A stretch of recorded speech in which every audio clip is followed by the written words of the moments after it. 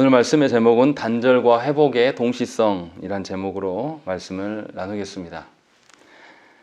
제가 아까 기도한 대로 우리는 우리의 그 기대와 다른 인생이 전개될 때 굉장히 낙담합니다. 특별히 하나님이 우리가 고통 중에 있을 때 전혀 돌보시지 않는 느낌이 들 때, 하나님이 우리를 위하여서 일하심이 느껴지지 않을 때, 우리는 하나님을 더욱 의지하는 것이 아니라 그러한 현장에서는 하나님을 향한 그 손길을 우리 스스로 걷어버리는 경우가 훨씬 많습니다. 그래서 하나님을 의지하는 것에 대해서 우리가 매우 취약한 존재예요. 왜 그러냐면 하나님께 우리가 받은 사랑이 무엇인지를 잘 모르기 때문이라는 거예요.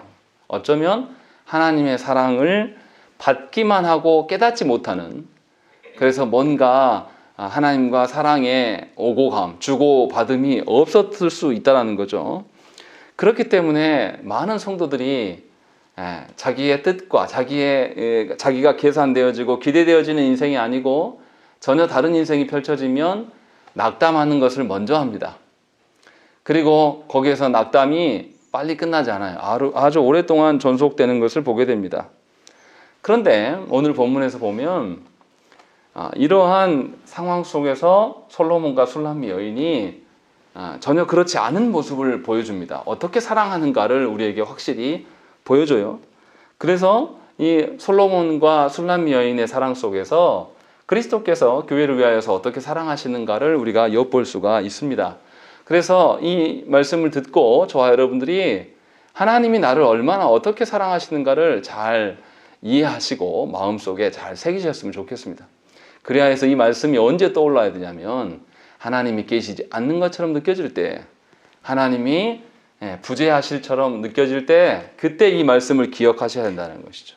그리고 그 하나님이 분명하게 우리와 단절되어지는 것처럼 느껴지는 그 현장에서 하나님은 우리를 회복의 일을 하고 계심을 여러분들이 깨달아야 된다는 것입니다. 그래야지만 우리에게 주어진 인생이 홀로 가는 인생이 아니라 하나님의 돌보심 속에 늘 살아가고 있는 인생이구나라는 것을 인정할 수가 있다는 것입니다. 자, 그러면 오늘 말씀을 이제 한 구절씩 읽어가면서 보겠습니다.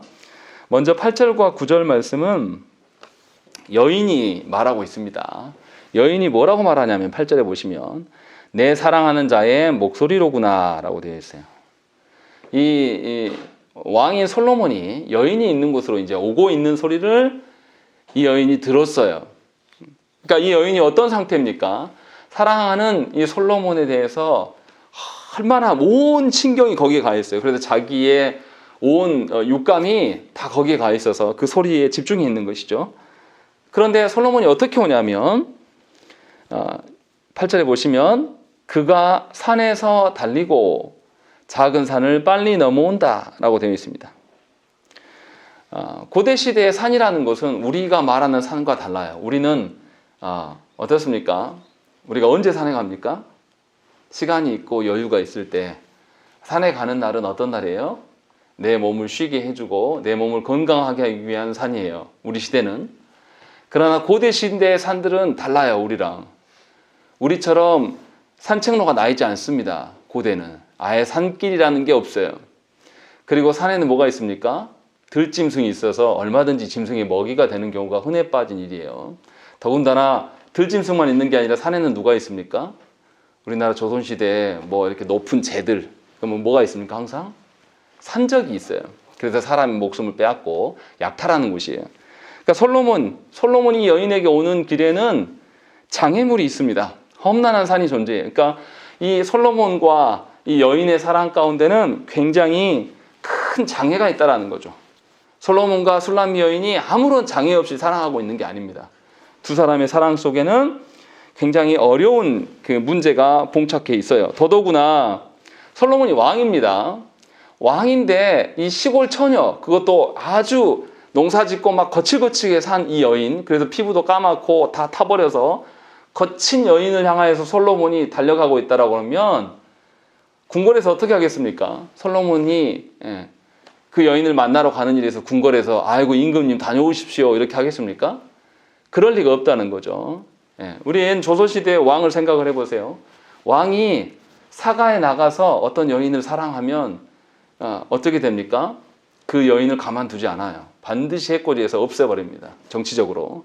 그래서 은밀하게 갈 수밖에 없는 거예요. 그러니까 이 솔로몬의 솔로몬과 술람 여인의 그 사랑의 관계 속에는 이 산이라는 이 험난한 골짜기만 있는 것이 아니라 사람들의 온갖 오해와 사람들의 온갖 시기와 질투와 정치적인 그 모함과 이런 것들이 다 섞여 있어요. 본문에 나와 있지 않지만.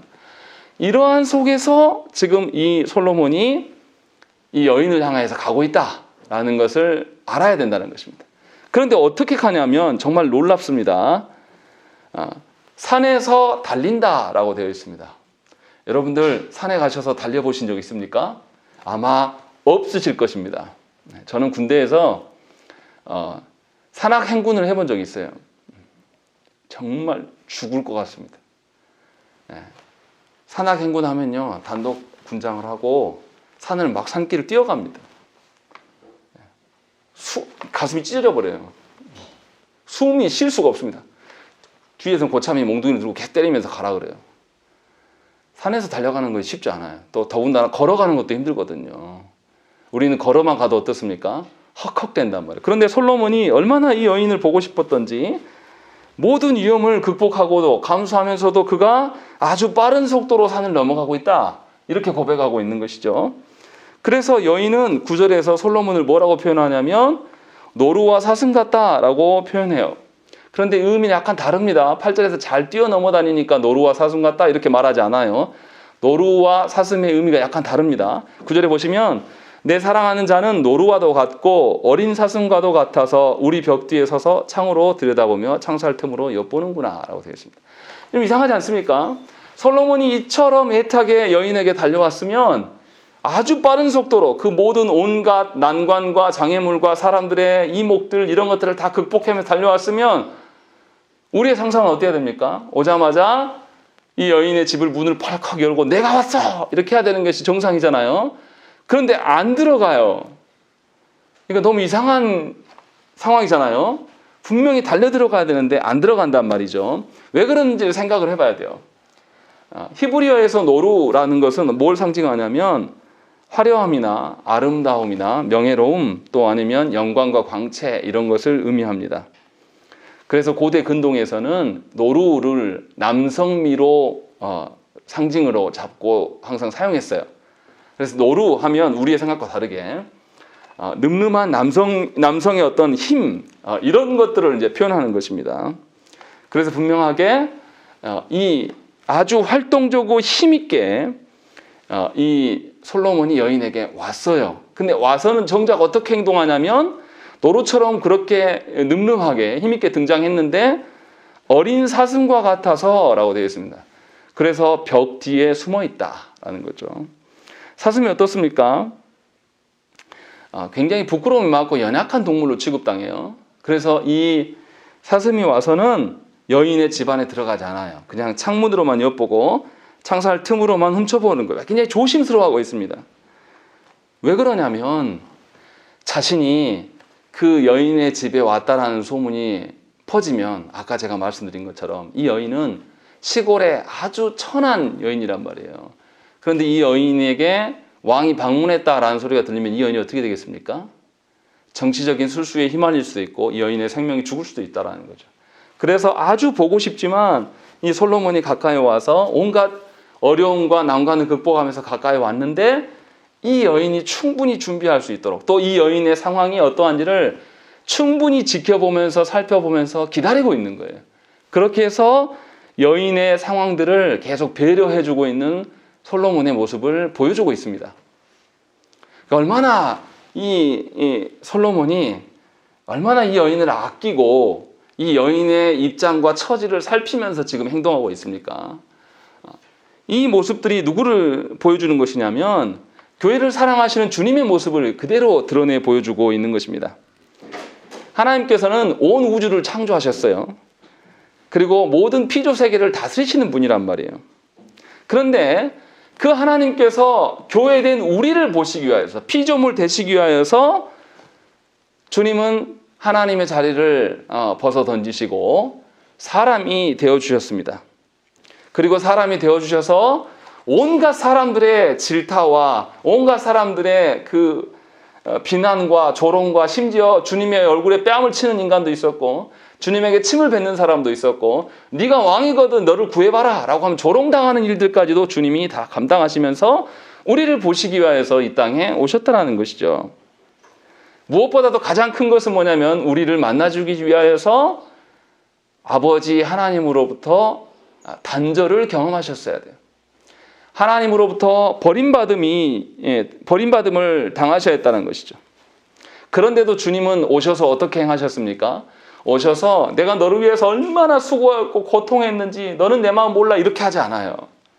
오셔서 약하고 힘없는 자들에게 찾아오셨고 또 주님의 하나님 되심을 알지 못하는 그 제자들에게 어떻게 하십니까?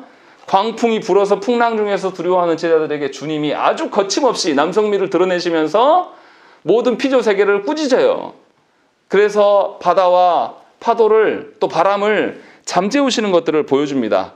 또 그리고 아주 힘있게 귀신 들린 사람들을 쫓아내시면서 귀신에게 완전히 냉철한 모습을 보여주신다는 거죠. 또 그리고 주의 성전을 장사꾼 도둑의 소굴로 만들어봤을 때 주님이 어떻게 하십니까? 좋게 타이르지 않았어요. 채찍을 뺏어가지고 채찍질을 하면서 오늘로 말하면 쌍욕을 하면서 아주 남성미를 보이시면서 그 교회에서 악한 자들을 다 물리치시면서 참된 백성들을 만나기 위한 그런 모습들이 드러내 보여주셨다는 것입니다. 아주 단호하게 우리를 만나기 위해서 아주 강권적인 모습들을 주님이 보여주셨어요. 그렇게만 하신 것이 아니에요. 또 가늠한 여인에게 주님이 어떻게 하셨습니까? 가늠한 여인은 율법에 의하면 반드시 돌로 쳐 죽임을 당해야 돼요. 근데 주님이 어떻게 하십니까? 죄 없는 자가 돌로 치라고 먼저 치라고 말씀하셔요. 그러니까 아무도 못 건드린단 말이죠. 그때 주님이 아주 부드러운 음성으로 그녀에게 다시는 죄를 짓지 말 것을 권면하면서 보내십니다.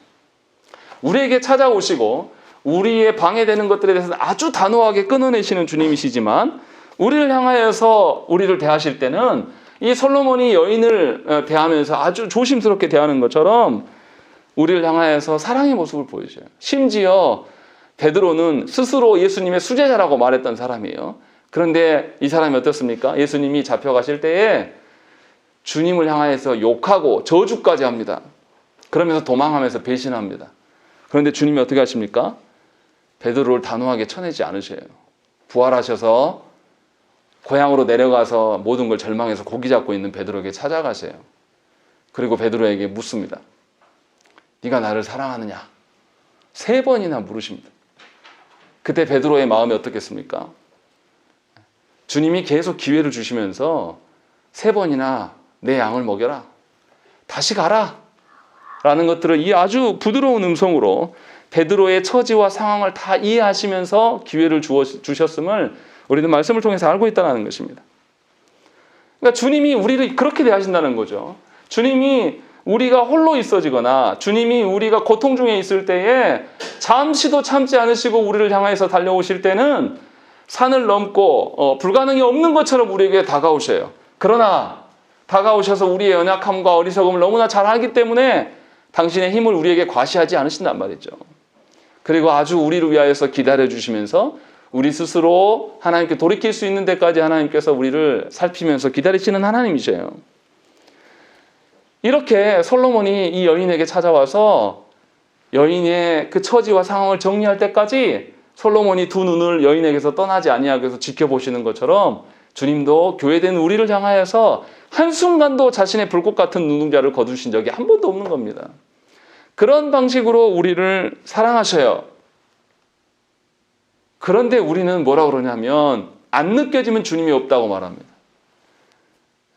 인생을 살아갈 때에 조금만 고달프면 뭐부터 줄입니까? 하나님을 향한 마음부터 줄여요. 우리가 먹고 살기 힘들어지면 제일 먼저 줄이는 게 하나님께 드려야 될 것들을 먼저 줄여요. 하나님 앞에 나아가서 예배해야 될 시간들을 먼저 가감해서 잘라냅니다. 그리고 나서 우리의 살 길이 이러니 주님이 이해를 하세요. 이렇게 말해요. 이 사람은 하나님과 사랑하는 사람이 아니에요. 하나님과 함께 사랑하는 사람. 생각을 해보세요. 부부가 한 집에서 한 생명 공동체로 살아가는데 어떻게 내 처지가 어렵다고 해서 남편에게 가야 될 것을 줄이면서 당신이 나를 못 지켜줄 수도 있으니까 내가 당신을 향한 사랑을 좀 줄일 거야. 이해하기 바래. 이게 말이 됩니까? 부부라면 굶어도 같이 굶고 배불러도 같이 배불러야 될 정상 아닙니까? 이게 사랑하는 사람이에요. 근데 우리는 주님을 사랑한다고 말하면서도 우리의 처지가 어려워지면 뭐부터 줄입니까? 하나님께 나아가는 일을 먼저 끊어냅니다. 누가요? 우리 스스로가. 그런 분들을 보면 저는 어떤 생각이 드냐면 아직 하나님과 사랑할 줄을 모르시는구나. 하나님이 구원하셔서 사랑할 수 있는 기회는 계속 줬으나 아직도 저 영혼은 하나님과 교제하는 사랑. 주님만 홀로 사랑하는 거 그런 거 말고요. 주님이 우리를 사랑하심을 깨닫고 나도 그 사랑에 감격하여서 젖어 살아가는 그 교제하는 사랑을 모른다라는 거예요. 근데 너무나 그런 사람들이 교회 안에 너무 많아요. 그래서 제일 먼저 끊어내는 것이 하나님과의 관계입니다. 하나님의 관계가 가장 나의 생명이 되시고 근원이 돼. 하나님이 나의 창조주 되심을 부인하는 거예요. 그래서 내 살아가는 일에 있어서 불편함이 생기면 하나님을 향해 있는 것들을 시간과 나의 모든 에너지와 모든 것을 거기를 다 싹둑싹둑 잘라내요. 왜냐하면 육신의 삶이 훨씬 더 중요하고 아름답거든요. 육신에서 머물고 살아가고 육신으로 준 가정의 삶이 나와 친한 그런 사람이 하나님보다 더 사랑스럽거든요. 그래서 먼저 그 일을 하는 거예요. 그런데 오늘 본문에는 정말 사랑하는 사람, 왕이에요, 왕. 솔로몬은. 왕이면 힘으로 그 여인 데려와도 됩니다. 군사를 풀어서 여인 데려와. 이래도 되는데 이렇게 하지 않는 거죠. 본인이 찾아가시면서 또 끝까지 그 여인의 상황이 어떠한지를 배려하시면서 지켜보시고 기다리실 줄 아는 왕. 이런 모습, 주님이 우리를 그렇게 사랑하신단 말이에요. 중요한 것은 뭐냐면 주님의 그 사랑하심을 모르는 사람은 절대 주님을 사랑할 수가 없습니다. 주님은 우리를 사랑하셔요. 주님의 사랑에 응하지 않는 우리들을 향하여서 지속적으로 사랑하시면서 기다리셔요. 그러나 미안하지만 평생을 교회 안에 있었어도 주님의 사랑을 알지 못하는 사람은 주님과 교제할 줄을 몰라요. 그래서 주님의 사랑으로 만족하지 못합니다. 그래서 어디로 갑니까? 위로가 필요하잖아요. 누구 위로 찾겠습니까? 사람 위로 찾을 수밖에 없는 거예요. 사람도 위로 안 해주면 뭐 어디 찾습니까? 돈의 위로, 아니면 힘의 위로. 이런 방식으로 살아가는 거예요. 그렇게 살아가는 분들이 얼마나 많습니까? 정치인들도 그런 사람이 많고 경제인들 중에도 너무나 많고 연예인들도 그렇게 많은 것들 누리며 살면서도 자살하지 않습니까? 왜 그래요? 사랑하는 법을 몰라요. 그런 거 없어도 살 수 있거든요. 하나님이 우리를 사랑하시면 그 사랑함으로 우리는 살아갈 수 있는 존재라고 성경은 계속 우리에게 알려주십니다. 그것이 딱 2절 안에 다 나와 있어요. 그렇게 주님이 우리를 사랑하셔요. 그리고 이제 기다려준 다음에 솔로몬이 여인을 부릅니다. 10절부터 15절까지의 말씀을 보면 솔로몬이 이제 준비가 다 된 여인을 향하여서 나오라고 요청해요. 그래서 11절에 뭐라고 합니까? 겨울도 지나고 비도 그쳤다라고 이야기하는 것입니다. 이제 이 여인이 나와도 어떠한 해를 받을 일이 없다. 모든 것이 안전하다라는 것이 되었을 때에 솔로몬은 여인을 불러요. 주님도 교회된 우리를 향하여서 그렇게 부르시는 겁니다. 우리를 예배의 자리로 부르시고 우리를 하나님의 자녀로 살라고 명하시는 것은 주께서 어떠한 해로부터도 우리를 지키시고 보존하실 거라는 약속이 먼저 선행되어 있기 때문에 우리를 부르신 거예요. 그런데 우리는 미리 겁먹고 하나님께 예배할 시간을 우리가 스스로 잘라냅니다. 이거 하면 안 될 것 같거든요. 하나님께 예배하는 시간 내가 예배하면 다른 것에 손해볼 것 같은 생각이 들어서 우리 스스로 알아서 먼저 잘라내요. 그러나 오늘 본문을 보면 분명하게 주님께서 다 솔로몬이 안전한 상황이 되자 불러냅니다. 주님이 우리를 향한 마음이 이와 같습니다. 교회된 우리들은 신앙의 여러 계절을 겪습니다. 예수 믿는 것들 때문에 사람한테 조롱도 당하고 핍박도 당하고 멸시도 당합니다. 그러한 겨울철도 있었어요.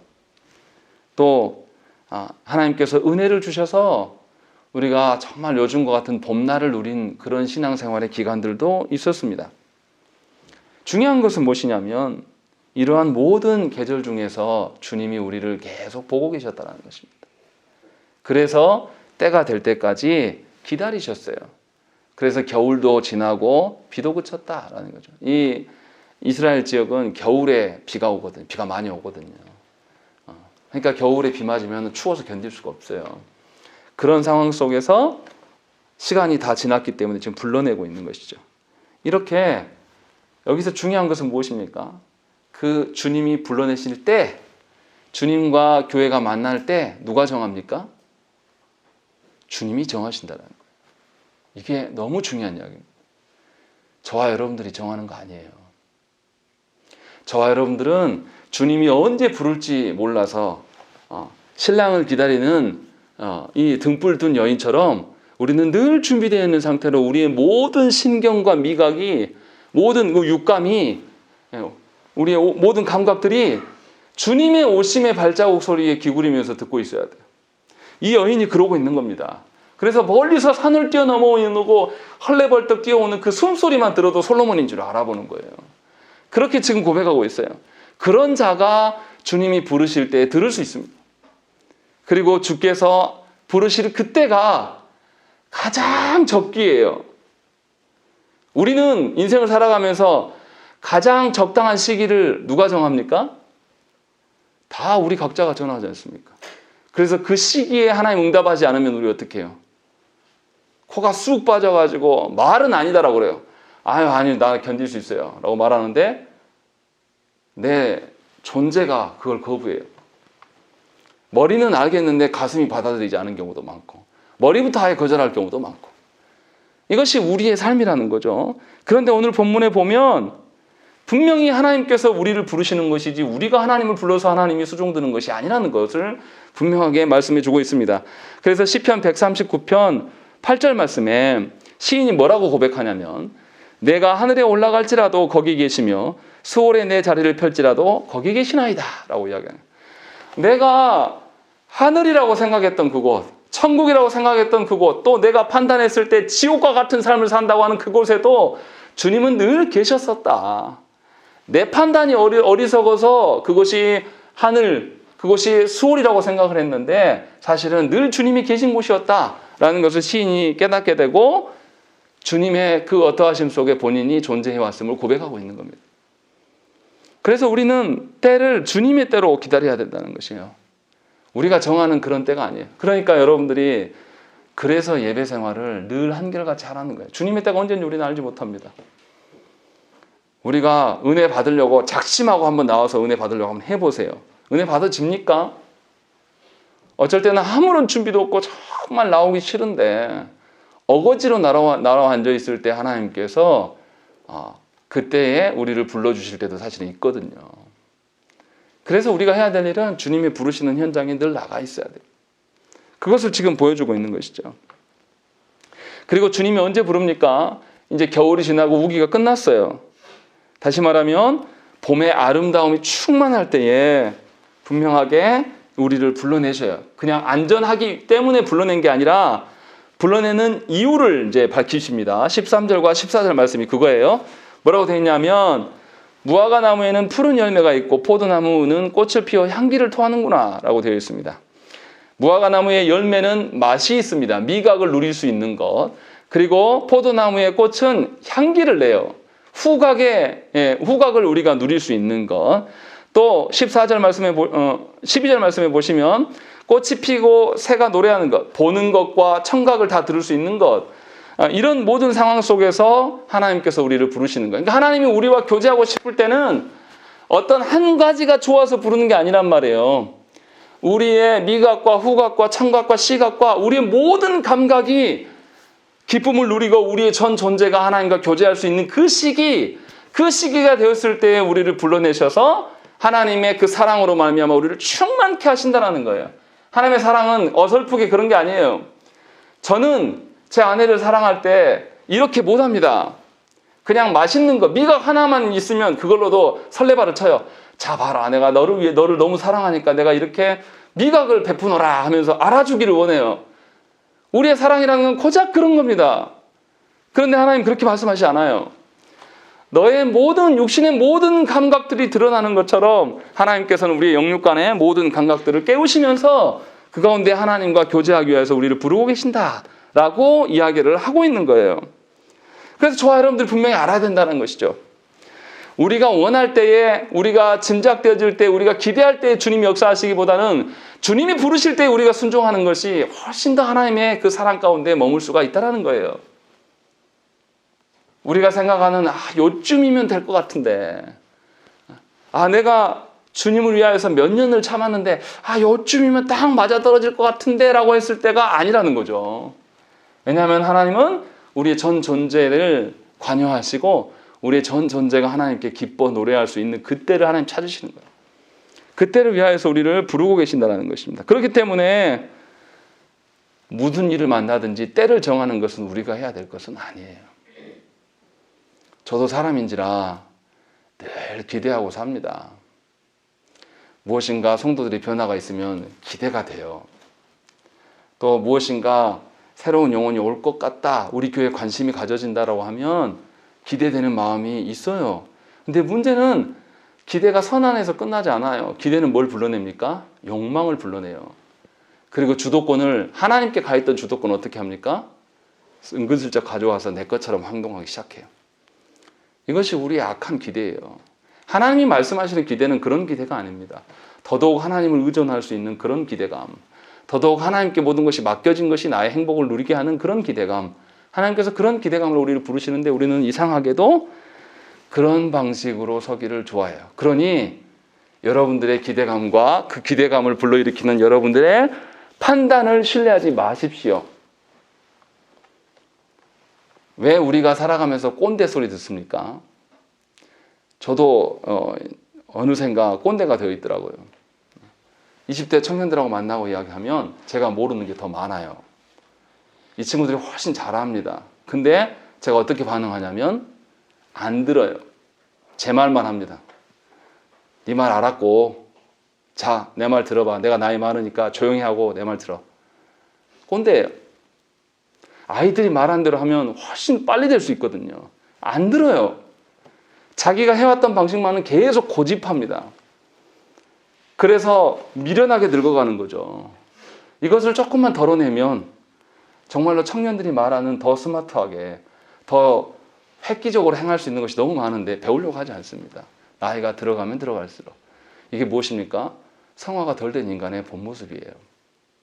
정말로 주님의 때를 기다릴 줄 알고 나의 주관을 하나님께 다 내어놓는 자는 어떻습니까? 하나님의 주관에 맞추는 데 익숙한 사람이에요. 하나님 말씀하시는 데 귀 기울여져 있는 사람이라면 꼰대가 될 수가 없어요. 주님 앞에 귀 열어놓고 살아가는 사람들은 항상 듣는 데 익숙하니까. 그런데 듣는 데 익숙하지 않은 사람들은 반드시 꼰대로 드러날 수밖에 없습니다. 그리스도인이 꼰대라면 정말 심각한 문제입니다. 그런데 너무나 안타깝게도 또 죄송하게도 저를 포함하여서 목회자 중에 꼰대가 굉장히 많아요. 본인들이 말씀 조금 아는 거 가지고 전체를 안다고 생각을 하는 거예요. 그렇지 않거든요. 제가 솔직히 고백하면 말씀만 하는 것밖에 없고 말씀도 자세히는 몰라요. 세상살이를 제가 다 합니까? 몰라요. 그런데 목회자들처럼 말 안 듣는 사람이 없습니다. 귀가 닫혀 있어요. 제가 왜 목회자들 이야기를 합니까? 여러분들 돌아보시라는 거예요. 정말로 우리가 하나님의 말씀을 듣는 데 익숙하고 하나님의 듣는 데 주권 하나님께 드리는 자인지를 돌아보라는 거예요. 그렇지 않으면 여러분들도 꼰대입니다. 아무것도 모르면서 본인이 제일 잘한다고 말해요. 그래서 하나님이 정한 때를 기다리지 않습니다. 본인이 정해버려요. 그러면 거기서부터 이제 문제가 시작되는 거죠. 분명히 오늘 본문에서 그것을 우리에게 보여주고 있는 거예요. 하나님의 보시기에 가장 적당한 때에 우리를 부르십니다. 그러면 우리는 우리가 주인이 아님을 깨닫고 하나님의 때까지 나를 내놔야 돼요. 준비시키는 자로 기다려야 한단 말이죠. 그러려면 어떻게 살아야 되겠습니까? 늘 출동 대기 상태로 살아가는 거예요. 주님이 부르실 날을 생각하면서. 그것이 우리가 해야 될 전부예요. 지금 그것을 말씀해 주고 있는 거예요. 그렇게 걸어가면 주께서 어떻게 돌보시냐? 14절 말씀 우리 한번 읽어보시겠습니다.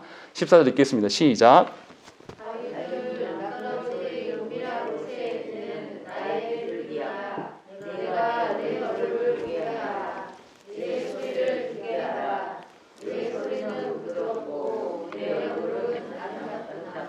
예, 바위 틈 낭떠러지 은밀한 곳에 나의 비둘기가 있다라고 솔로몬이 이야기를 해요. 여기서 비둘기는 여인을 말하는 것일 거고, 이 비둘기 어디에 있냐면 바위 틈에 있어요.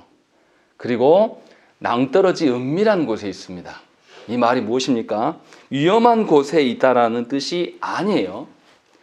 분명하게 가장 안전한 곳, 낭떠러지에서 아무도 도달할 수 없는 그곳 가운데 내 비둘기가 있다라고 이야기를 하는 겁니다. 그곳이 어디입니까?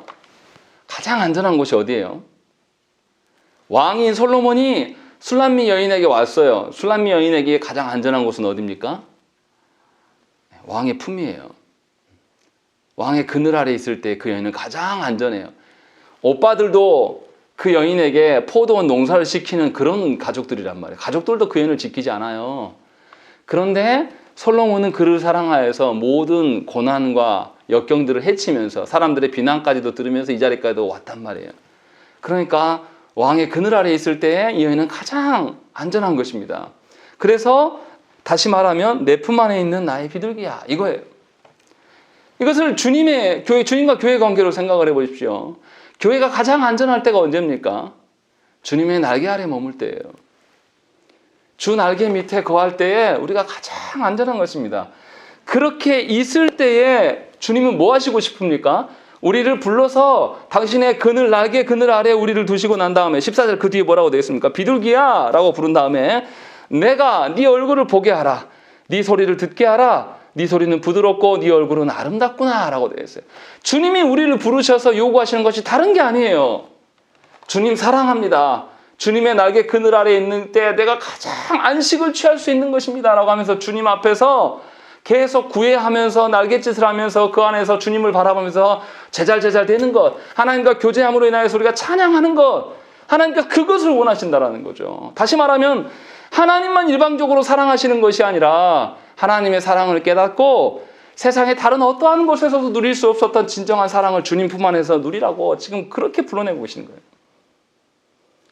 우리는 늘 어떤 식으로 하나님을 대하냐면 하나님 돈의 문제, 하나님 건강의 문제, 하나님 자녀의 문제 요거 해결해 주세요라고 이야기해요.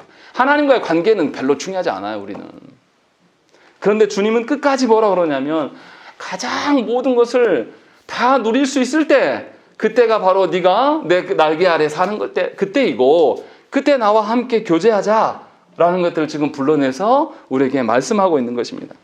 얼마나 주님이 우리와의 사랑이 고프셔서 우리를 기뻐하시면서 이 일을 하십니까? 스바냐 3장 17절 말씀 여러분들이 잘 아시는 말씀이에요. 하나님 우리를 어떻게 여기십니까? 너의 하나님 여호와가 너희 가운데 계시니 그는 구원을 베푸실 전능자이시라. 그가 너로 말미암아 기쁨을 이기지 못하시며 너를 잠잠히 사랑하시며 너로 말미암아 즐거이 부르며 기뻐하시리라. 이렇게 말씀하고 있는 거예요. 우리가 무엇이 간데 우리 때문에 기뻐서 어쩔 줄 모르신다는 거예요. 하나님이. 주께서 우리를 그렇게 사랑하시고 우리와 교제하기를 그렇게 원하신다는 거죠. 그래서 우리를 주님과 가장 교제할 수 있는 순간, 주님과 가장 교제하며 주님만 의존할 수 있는 순간이 어느 때입니까? 어느 때겠습니까? 내 일이 잘 되고 세상에서 걱정 의심이 하나도 없고 이럴 때 우리가 주님을 찾습니까? 그렇지 않아요. 세상에 마음이 가 있고 다른 것에 마음이 가 있을 때는 절대 주님과 교제하지 않습니다. 모든 것을 다 잃어버렸을 때에 아무것도 의존할 수 없을 그때에 드디어 그때 주님께 조금씩 의지하게 돼요. 우리는 그런 존재예요. 그 전에 사랑하자라고 말했을 때는 들은 척도 안 합니다. 다 끊어내야지 그제서 껍데기 만신창이가 돼가지고 그때 와가지고 주님께 주님 사랑합니다 이렇게 이야기해요. 정말 사랑해서 사랑하는 건지 아니면 날 살려달라고 사랑하고 말하는지 모르겠습니다. 얼마나 우리를 갈급하게 찾으실까요? 우리는 한 번도 주님의 사랑하는 것을 목적을 두고 살아가지 않는데 주님은 우리를 그렇게 보고 계신다는 것이죠. 그렇게 오늘도 여러분들을 부르시고 계시는 거예요. 그 주님 앞에 우리가 주님의 사랑이 무엇인지를 좀 헤아리셔야 됩니다. 여전히 내 문제에 빠져가지고, 여전히 내 감정에 빠져가지고, 여전히 내 판단, 내 이성에 젖어서, 또 여전히 내 의지를 붙잡고, 이거 해도 안 됩니다, 이렇게 말할 게 아니라는 거예요. 우리의 지정의 모든 것을 하나님께서 바꾸시겠다라고 약속하셨단 말이에요. 그런데 왜 아직도 우리의 지정의를 붙잡고 있냐 이 말이에요. 여러분 거 내려놓고 이제 제발 주님이 새롭게 하신 말씀으로 나의 이성을 바꾸실, 말씀으로 내 정서가 변화되어서 이제 하나님의 것으로 요동할 수 있는 정서를 하나님 주실, 또 하나님의 의지로 말미암아서 내가 변화되는 것을 소망하면서 쓰시라는 거예요. 그렇게 사랑하기를 하나님이 원하셔서 우리를 부르신다는 거죠. 그래서 주님이 무슨 이야기도 하십니까? 그 15절 말씀 보세요. 우리를 위하여 여우 곧 포도원을 하는 작은 여우를 잡으라. 우리의 포도원에 꽃이 피었음이라 라고 되어 있습니다. 이 포도원에서 솔로몬과 술람미 여인은 사랑의 열매를 맺어가고 싶어해요. 그런데 이미 사랑은 시작되어서 꽃까지 피었단 말이에요. 좀 있으면 열매가 맺을 판단이에요. 그런데 그 열매를 못 맺게 하기 위해서 온갖 방해꾼들이 들어와요. 그 방해꾼이 누구냐면 여우란 말이에요. 근데 어떤 여우입니까? 작은 여우예요. 솔로몬이 왕이고 이 방해자들은 작은 여우, 새끼 여우란 말이에요. 상대가 되겠습니까? 상대가 안 되는데 우리는 막 놀란단 말이에요. 우리 온 우주의 창조자시며 우리의 영원한 길까지 다 알고 계시는 그분이 우리와 사랑하기를 원하고 우리와 함께 포도원에서 열매 맺기를 원하시는데 우리는 이 작은 여우 새끼를 바라보면서 두려워하면서 벌벌 떨고 눈물 짓고 있다는 거죠. 그때 솔로몬이 술람미 여인에게 우리를 위하여서 저 작은 여우를 잡아라 라고 이야기하는 거예요. 생각을 해보세요. 그 큰 나라의 왕이에요. 얼마나 솔로몬이 위대한 왕이었습니까? 아프리카에서도 다 알아볼 정도로, 그 고대 근동에서 다 알아줄 정도로 왕이었어요. 그런데 그 왕이 아주 하찮은 포도원의 여우를 잡으라고 이야기하면 얼마나 왕의 권위가 떨어집니까? 그런데 누구를 위하여서 이 일을 합니까? 왕과 술람미 여인 사이에 장애되는 것들을 작은 것 하나라도 하나 남겨주지 않겠다는 거죠. 아예 없애겠다는 거죠. 그래서 그것을 지금 지시하고 있는 거예요. 왕과 이 술람미 여인 사이에 어떤 것도 끼어들면 안 된다는 거예요. 주님이 우리를 향하여서 바라는 것이 바로 이와 같다는 것입니다. 우리가 주님 앞에서 주님 아닌 다른 것들을 사랑하는 것이 정말로 거대하고 휘황찬란하고 뭐 그런 것이냐? 그런 거 아니에요. 하나님과 비교했을 때 너무 하찮은하고 형편없는 것들을 우리가 좋아한단 말이에요.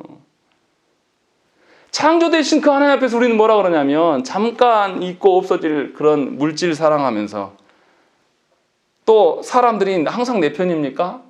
미안하지만 아니에요. 영원한 우리의 적과 원수도 없어요. 다 자기 이로울 때만 내 편 들어주죠. 그 뜻이 맞을 때 언제든지 뒤통수 때리고 갈 수 있는 것들이 우리 사람 아닙니까? 그런데 우리가 놀랍도록 하나님께서 위로해 주심보다 사람의 위로를 찾아서 구걸하고 다니는 거예요. 비교가 안 되는데 마치 하나님의 사랑이 그 정도밖에 안 되는 것이냐 우리가 그렇게 무시하면서 그것으로 어쩌할 줄 모르고 살아가는 것을 지금 지적하고 있는 거예요. 작은 여우다. 여우는 개보다 약해요. 개한테 잡혀먹힙니다. 근데 그것도 새끼 여우예요. 얼마나 희마리가 없는 겁니다. 근데 그런 걸로 우리가 두려워하면서 벌벌벌 떤다고 이야기하는 거예요. 그것을 잡으라고 주님이 말씀하시는 거예요.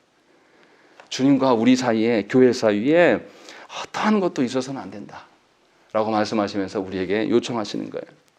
주님이 당신과 우리 사이를 유지하시기 위해서 어떻게 하셨습니까? 에스겔서 13장 3절과 4절 말씀에 뭐라고 되어 있으냐면 주 여호와의 말씀에 본 것이 없이 자기 심령을 따라 예언하는 어리석은 선지자가 화가 있을진저 이스라엘아 너희 선지자들은 황무지에 있는 여우 같으니라 라고 되어 있습니다. 누가 여우 같다라고 말하냐면 하나님의 말씀대로 외치는 선지자가 아니라 지 소견대로 말하는 선지자가 여우 같다라고 말씀하고 있는 거예요. 말씀을 남용하면서 말씀을 듣긴 들었는데 그 말씀을 오용하면서 살아가는 자, 그가 바로 여우와 같다라고 성경은 분명하게 제시합니다. 그리고 예수님도 헤롯을 뭐라 그러냐면 자기를 죽이려고 하는 헤롯 대왕을 향해서 여우와 같다라고 분명하게 말씀하셨어요. 우리가 분명하게 알아야 될 게 있습니다.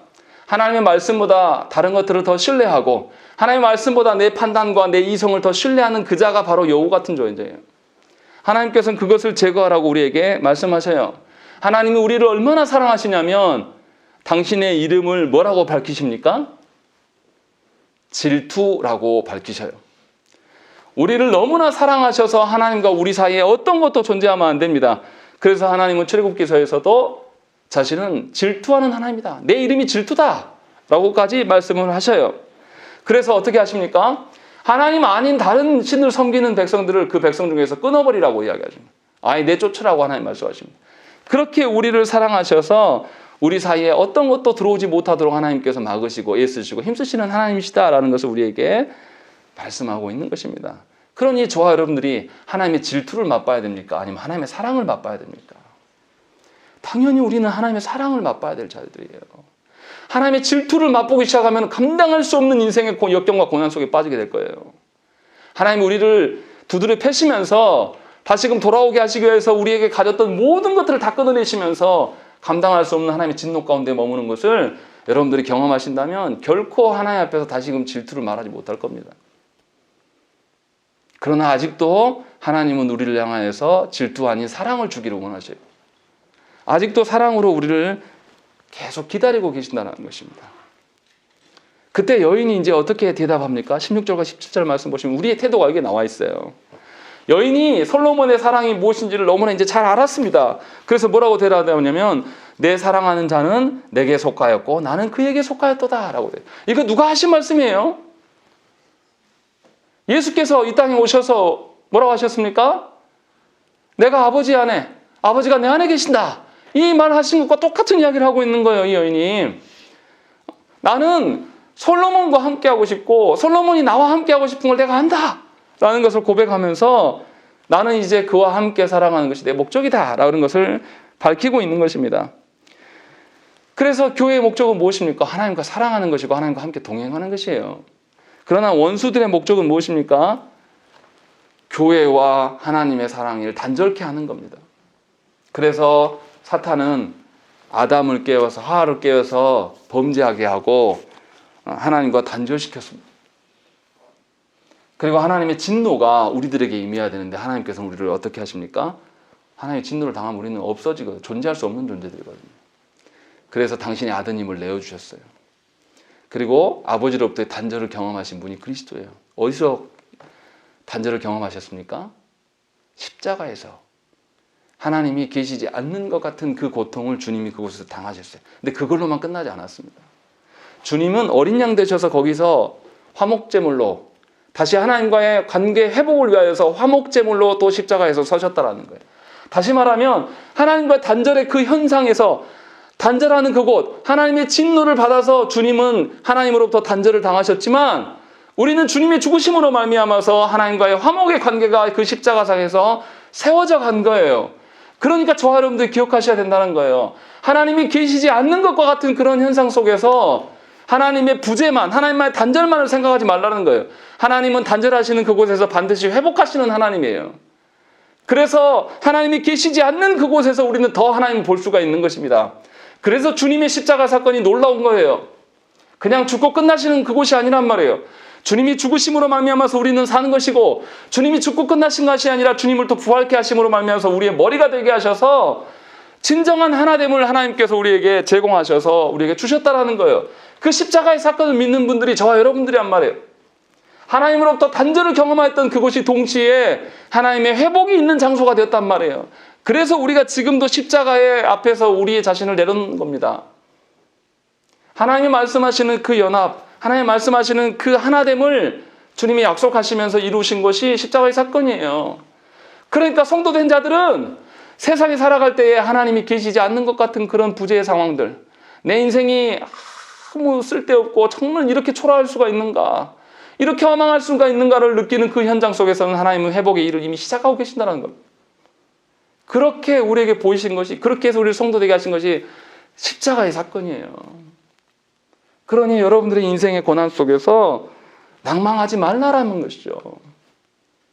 하나님 어떻게 하셨습니까? 에레미야 31장 32절과 33절 말씀에 이 언약은 내가 그들의 조상들의 손을 잡고 애굽 땅에서 인도하여 내던 날에 맺은 것과 같지 아니할 것은 내가 그들의 남편이 되었어도 그들이 내 언약을 깨뜨렸음이라 여호와의 말씀이니라. 그리고 나서 주님이 뭐라고 그러시냐면 그러나 그날 후에 내가 이스라엘 집과 맺을 언약은 이러하니 곧 내가 나의 법을 그들의 속에 두며 그들의 마음에 기록하여 나는 그들의 하나님이 되고 그들은 내 백성이 될 것이라 여호와의 말씀이니라 라고 2번이나 말씀하시고 무슨 말입니까?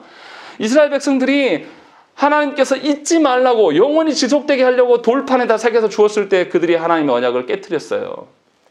그러면 하나님이 진노해서 그들을 죽여버렸어야죠. 그런데 하나님 안 죽이시고 하나님 뭐라고 하십니까? 그들이 돌판에 서서 그 돌판을 깨뜨리니 이제는 지워지지 않도록 어디에 새겨주겠다고요?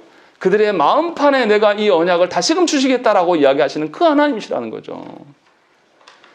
이미 언약을 돌판에 새긴 언약으로 말미암아 하나님의 진노의 대상이 되었음에도 불구하고 그 진노를 우리에게 내리지 아니하시고 아드님에게 주셔서 다시금 우리의 마음속에 성령님이 내주하셔서 떠나가지 않도록 잊어버릴 수 없도록 우리의 마음에 새기시면서 언약을 이루시겠다라고 약속하신 분이 바로 하나님의 뜻이에요. 그래서 저와 여러분들이 지금도 존재하고 살아가고 있는 것입니다. 그러니 하나님이 계시지 않는 것 같은 우리의 집구석, 하나님이 계시지 않는 것 같은 우리의 삶의 터전들, 이 땅의 정치인들, 대한민국을 바라보면서 절망하지 말라라는 거예요. 하나님은 그 계시지 않는 것 같은 그 속에서 이미 일하고 계시고 회복의 일들을 시작하고 있다는 것입니다. 하나님이 계시지 않는 그 정치판, 하나님이 계시지 않을 것 같은 그런 사람들을 바라보면서도 하나님은 여전히 그 단절 속에서 회복을 말씀하고 계시는 것이에요. 그러니 저와 여러분들이 그 하나님 알기를 힘써야 돼요. 하나님의 손을 붙잡고 하나님이 언제 우리에게 찾아오실지를 모를 것을 대비하면서 우리가 하나님 앞에 서 있어야 되는 것입니다. 우리의 온 감각을 다 불러일으켜 세워서 술람미 여인이 솔로몬에 오는 그 소리를, 발자국 소리를 듣고 숨소리를 들으면서 그인지를 바로 알아본 것처럼 우리도 그 앞에 서야 된다는 것입니다. 그리고 정말 주님이 우리를 만나 주셨을 때에 우리는 이제 하나님의 질투를 받는 자들이 아니라 하나님과 사랑하면서 교제하면서 하나님의 그 그늘 안에서 주님을 찬양하면서 제잘거리면서 주 앞에 서야 되는 것이 그것이 우리의 인생이라는 것입니다. 그러니 저와 여러분들이 다시금 주의 말씀 앞에 우리의 온 존재를 다 내려놔야 됩니다. 내 머리의 판단만이 아니라 내 정서까지도 내 의지까지도 주 앞에 내려놔야 돼요. 여러분 힘으로 신앙생활 하려고 그런 말씀 드리는 게 아닙니다. 할만하니까 신앙생활 하는 것도 아니에요. 할만하지 않아요. 저도 잘 압니다. 죽을 것 같고 숨이 막힐 것 같고 한 걸음도 뗄 수 없을 것 같은 것도 압니다. 그러나 주님이 우리를 위하여서 미리 예비하시고 부르시는 겁니다. 그것을 믿으시라는 거예요. 그것을 믿고 한 발짝을 뗄 때에 주님의 손길을 여러분들은 만지실 수 있어요. 그런 인생 되라고 하나님께서 우리를 부르신 거예요. 늘 근심하면서 늘 실패하면서 목회자에게 맨 꾸중만 듣는 것 같은 인생 살아가는 게 아니라 진정으로 우리가 그 하나님의 손을 붙들고 살아갈 때에 우리 모두가 주님과 사랑함으로 하나님께서 우리를 보면서 기뻐서 어찌할 줄 몰라셨던 그 마음들이 여러분 모두에게 있어져야 되고 그러한 가정 되게 하나님께서 소망하신다는 것입니다. 우리가 이 말씀을 붙잡고 이 기대감을 가지고 주 앞에 서시기를 간절히 축원합니다. 함께 기도하겠습니다.